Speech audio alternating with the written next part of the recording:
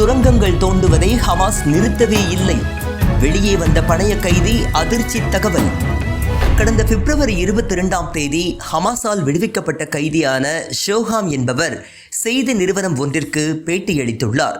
அதில் பல்வேறு அதிர்ச்சி தகவல்களை வெளியிட்டுள்ளார். ஷோஹாமுடன் அவரது மனைவி மற்றும் குழந்தைகளும் கைதிகளாக பிடித்துச் செல்லப்பட்டிருந்தனர். ஆனால் இவர் தனியாக ஒரு வீட்டில் அடைக்கப்பட்டிருந்தார். முதல் 50 நாட்கள் வரை தனது மனைவி மற்றும் குழந்தைகள் எங்கு இருந்தார்கள் என்பதே அவருக்கு தெரியாமல் இருந்தது.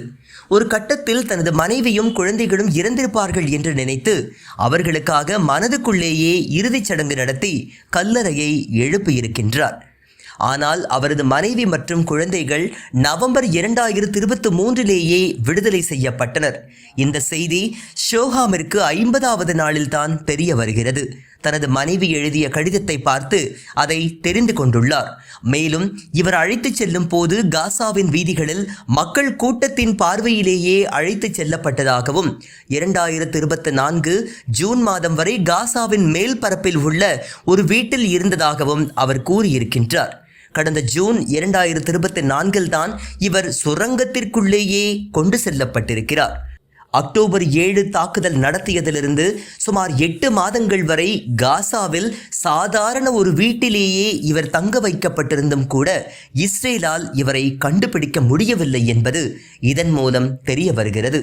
சுரங்கத்திற்குள் சென்றவுடன் அங்கு இவர்களை பாதுகாத்த பாதுகாவலர்கள் பாதுகாப்பு வேலை மட்டுமின்றி சுரங்கம் தோண்டும் வேலையிலும் தொடர்ந்து ஈடுபட்டு வந்ததை அவர் சுட்டிக்காட்டியுள்ளார்.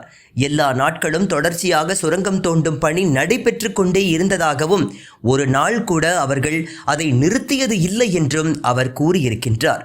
கடந்த ஆண்டு ஜனவரி மாதம் நியூயார்க் டைம்ஸ் செய்தியில் ஹமாஸின் சுரங்கங்கள் 350 முதல் 450 மைல்கள் தூரம் வரை நீளமானதாக இருக்கக்கூடும் என்றும் அதற்கு 5700 வாசல்கள் இருக்கக்கூடும் என்றும் தெரிவித்திருந்தது.